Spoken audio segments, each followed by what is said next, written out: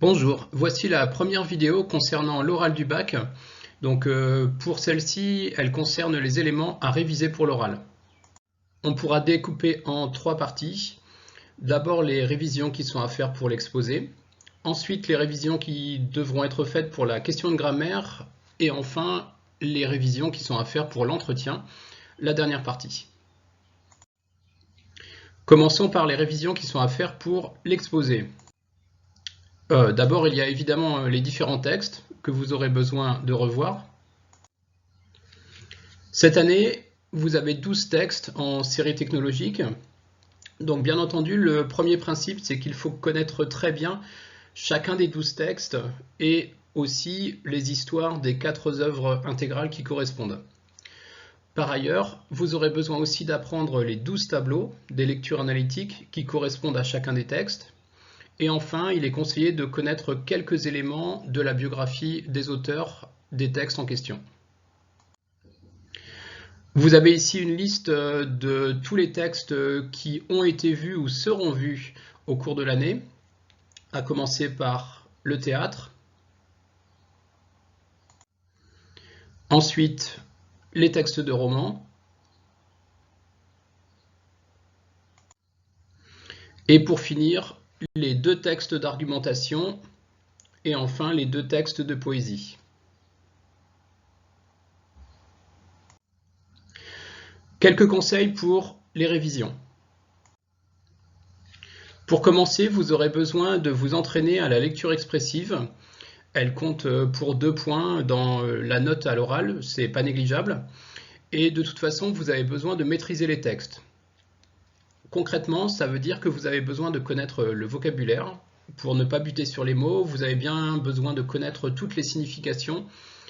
Vous aurez peut-être besoin d'expliquer un mot au cours de votre exposé. Par ailleurs, vous devez connaître très bien l'histoire, dans le passage en particulier, mais éventuellement aussi ce qui précède et ce qui va avoir lieu juste après. Vous avez besoin de connaître l'époque à laquelle ça se passe, vous avez besoin de connaître où ça se passe, et évidemment vous avez besoin de connaître les différents personnages qui sont présentés à l'intérieur du passage. Vous devez aussi être capable de mettre le ton avec un minimum d'émotion. C'est le cas en particulier dans les dialogues, que ce soit pour le roman, pour le théâtre ou à l'intérieur du texte l'ingénu aussi. Pour réviser les tableaux de lecture analytique, vous pouvez suivre cette méthode. Commencez par bien apprendre la problématique et le plan, puisque c'est tout ce qui va vous donner la structure de votre exposé, le grand 1, le grand 2, les sous-parties. Donc c'est important de savoir où est-ce que vous allez et comment vous allez vous structurer. Et ensuite, une fois que vous avez appris la problématique, les titres des parties et des sous-parties, quasiment par cœur, même si vous n'êtes pas obligé d'utiliser exactement les mêmes mots, pensez ensuite à bien apprendre tous les passages du texte qui correspondent. Le début de votre exposé correspondra forcément à des passages qui se situent au début du texte, la fin de votre exposé à des passages qui se situent à la fin du texte, puisque depuis cette année, l'oral du bac se fait sous une forme linéaire. Une fois que vous avez bien appris le plan, vous pouvez passer donc aux idées des sous-parties de manière assez précise. L'une des meilleures méthodes, c'est de les apprendre colonne par colonne, en commençant déjà par vérifier que vous réussissez à retrouver tous les relevés qui sont utiles à l'intérieur du texte.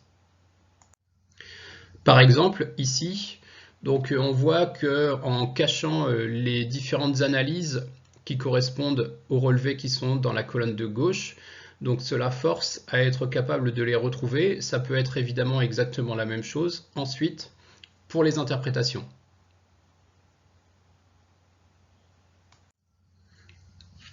En ce qui concerne la biographie des auteurs, ça peut être beaucoup plus rapide puisque vous n'avez pas besoin de connaître énormément d'informations.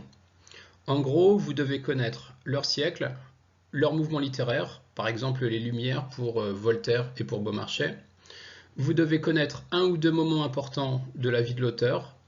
Donc par exemple, en ce qui concerne Voltaire, le fait qu'il se soit impliqué dans l'affaire Calas.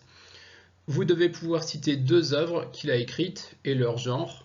Par exemple, pour Jules Verne, citer 2 autres romans de science-fiction qu'il a écrits au cours de sa vie. Une fois que vous avez fait les révisions pour l'exposé, ce qui est le plus important et le plus long, bien sûr, vous pouvez passer aux révisions à faire pour la question de grammaire.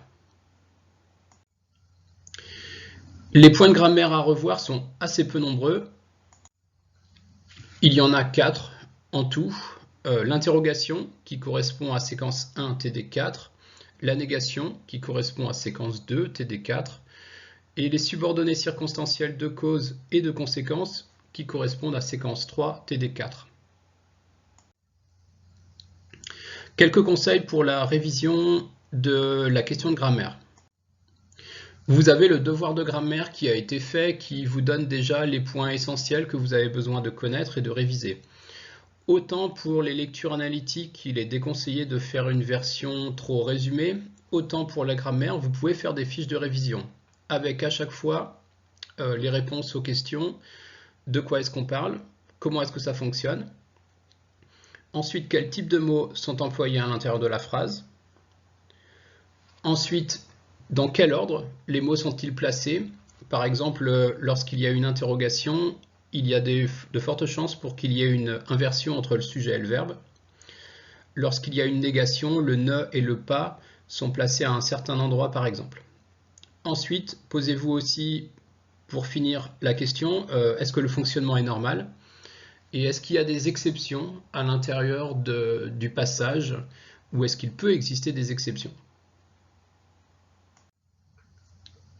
Vous pouvez aussi bien sûr tester vos connaissances en refaisant les exercices des TD bien sûr, mais aussi les analyses de phrases qui correspondent aux devoirs de grammaire. Éventuellement, vous pouvez trouver des phrases correspondantes dans les textes de lecture analytique, puisque c'est là-dessus que vous serez interrogé, et vous demandez si vous êtes capable d'en faire l'analyse. C'est le cas en particulier pour la négation et l'interrogation. Par exemple, si vous vous posez la question « Est-ce que je suis capable d'analyser l'interrogation ?», vous devez vérifier que vous êtes capable de répondre aux questions « Est-ce que c'est une interrogation totale ? Est-ce que c'est une interrogation partielle ? Est-ce qu'elle est directe ? Est-ce qu'elle est indirecte ? Quels mots interrogatifs sont employés ? Ça peut être « pourquoi », ça peut être « est-ce que » par exemple. Et vous devez être capable de dire dans quelle catégorie il faut les classer. Et ensuite, vous pouvez parler de ce qu'il y a de particulier dans l'ordre des mots pour la question, avec par exemple l'inversion sujet-verbe dont on parlait tout à l'heure. Il y a aussi des révisions à faire pour l'entretien, mais c'est un peu différent des deux autres parties de l'épreuve. Pour commencer, vous devez choisir l'œuvre à présenter en entretien. Pour l'entretien, c'est vous qui choisissez l'œuvre sur laquelle vous passez. Une seule œuvre pour toute l'année, on le rappelle. Donc choisissez pour commencer une œuvre qui vous plaît. Ça va être difficile de bien parler d'un texte que vous n'avez pas du tout aimé. Ensuite, pensez à choisir une œuvre que vous maîtrisez bien, dont vous connaissez bien l'histoire, les personnages, que vous avez bien comprises. Si par exemple vous hésitez à prendre Le Mariage de Figaro, pensez au fait que c'est une œuvre assez difficile, avec beaucoup de personnages, des références à une pièce qui a été écrite avant, donc ce n'est pas forcément très conseillé de la prendre. Cette œuvre que vous avez choisie sera indiquée sur le descriptif, qui sera distribué en fin d'année, et votre examinateur aura les informations avant de vous faire passer, donc il saura quelle œuvre vous avez choisie. Vous aurez le droit de prendre cette œuvre avec vous pour l'oral en fin d'année. Voici un récapitulatif de toutes les œuvres parmi lesquelles vous pouvez choisir depuis le début de l'année. Donc pour commencer, le théâtre, avec les 3 pièces qui étaient en lecture cursive au choix, Les Fourberies de Scapin, L'Île des esclaves, Art, mais aussi l'œuvre intégrale, Le Mariage de Figaro. Vous pouvez choisir aussi un roman de science-fiction avec là aussi au choix Je suis une légende, Le meilleur des mondes, La journée d'un journaliste américain, mais aussi Voyage au centre de la Terre qui a été étudié en œuvre intégrale. Et enfin, vous pourrez choisir soit un texte d'argumentation, soit un texte de poésie, soit l'ingénu qui est l'œuvre intégrale, soit Zadig qui est la lecture cursive, soit Alcool de Guillaume Apollinaire, qui sera l'œuvre intégrale pour la poésie, soit au choix Calligramme ou la prose du Transsibérien, qui seront les textes en lecture cursive pour la poésie. L'entretien avec l'examinateur ne ressemble pas tout à fait aux deux premières étapes de l'oral, c'est-à-dire l'exposé et la question de grammaire. Dans l'exposé et la question de grammaire, c'est vous qui parlez, tout seul, et votre examinateur n'est là que pour prendre des notes. Par contre, dans l'entretien, une fois que vous aurez fait la présentation de votre œuvre, l'examinateur vous posera quelques questions.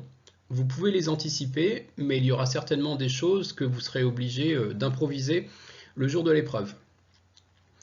Quand vous faites votre présentation de l'œuvre, en à peu près 2 à 3 minutes, vous devez en donner le résumé, du début jusqu'à la fin, et en insistant même d'ailleurs plutôt sur la fin de l'histoire, puisque c'est là que par exemple le message du texte ressort le plus.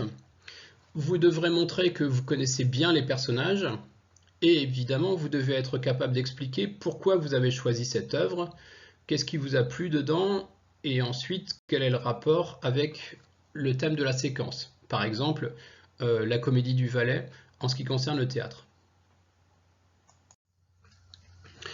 Voici quelques éléments que vous pouvez préparer à l'avance pour anticiper les questions. La première chose, c'est la morale ou le message du texte. S'il y en a un, bien sûr. Qu'est-ce que vous en pensez? Est-ce que vous êtes plutôt d'accord avec ça? Ensuite, autre question que vous pouvez anticiper, est-ce que vous avez un personnage préféré et pourquoi ce personnage-là vous le préférez? Ensuite, est-ce qu'il y a un passage dans l'œuvre que vous avez préféré? Pourquoi? Soyez assez précis, bien sûr. Donc pour le théâtre, par exemple, il faut que ce soit une scène en particulier. Et tant qu'à faire, ne choisissez pas un texte qui a été déjà présenté en lecture analytique. Ensuite, vous pouvez vous poser la question, est-ce que cette œuvre parle du monde d'aujourd'hui, même si elle est ancienne? Est-ce qu'il y a des choses qui ressemblent à des situations qu'on vivrait aujourd'hui? Oui, non, pourquoi? Vous pouvez aussi vous poser la question, est-ce qu'il y a un rapport intéressant avec la vie de l'auteur, par rapport à sa biographie, par rapport à des étapes importantes de sa vie? On pourrait imaginer par exemple pour la poésie une rupture amoureuse. Ensuite, quel rapprochement est-ce que vous pouvez faire avec l'œuvre intégrale? Donc par exemple, si vous passez sur l'île des esclaves, quelles sont les ressemblances possibles par rapport au mariage de Figaro? Évidemment sur la relation entre maître et serviteur. Si c'est sur science et fiction, quelles sont les ressemblances avec le texte de Jules Verne? Est-ce que le côté scientifique est plus important ou est-ce que le côté fiction, imaginaire, inventé est plus important? Vous pouvez aussi bien entendu partir du résumé du texte et en particulier de la fin. Qu'est-ce que vous en avez pensé? Est-ce qu'elle vous a plu, déplu? Pourquoi? Vous pouvez vous poser aussi la question, en particulier pour les romans, est-ce qu'il existe un lien avec un film? Si c'est la pièce de théâtre Le mariage de Figaro, il y a une mise en scène qui a été proposée, donc là aussi vous pouvez en parler. Vous pouvez aussi donner votre avis sur les choix de style de l'auteur, par exemple le fait qu'il décide de raconter à la première personne ou à la troisième. Est-ce que ça vous a plu ou déplu? Est-ce que la versification pour la poésie, il y a des particularités? Et enfin, point important bien sûr, en quoi est-ce que l'œuvre correspond au thème du parcours? Donc en quoi est-ce qu'on voit qu'il y a une comédie avec un valet, des relations entre maître et valet qui sont correspondantes à ce qui a été vu dans la séquence? En quoi est-ce qu'on voit qu'il y a de la science, de la fiction, ou pour la poésie, de la modernité poétique?